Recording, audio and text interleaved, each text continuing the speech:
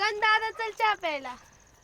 अगं बाई, मी नसताना तू चहा सोबत खायला बिस्किट केलते, आता मला करून दे. चल बाबा करू खुरपायचं राहून दे, तुला आधी बिस्किट करून देते.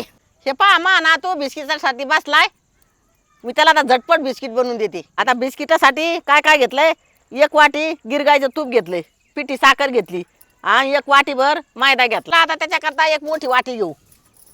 आता 1 वाटी तूप घेतलंय ते याच्यात वाटीत घालून घेऊ. आपल्याला जेवढं गोड पाहिजे ते त्याच्यात पिठी साखर घेऊ. आता हे साखर त्याच्यात अशी मिक्स करून घ्यायची. त्याच्यात आपण मैदा मिक्स करून घेऊ. आता उंडा तयार झाला, आता बिस्किट बनवून घेऊ.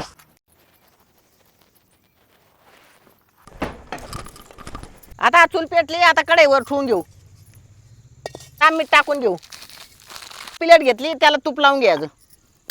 आता मिठात किसणी ठेवून घेऊ. लावलं ताट त्याच्यावर ठेवून घेऊ. त्याच्यावर बिस्किट ठेवून घ्यायचे. चाल का ना भाऊ, छान बिस्किट झालंय.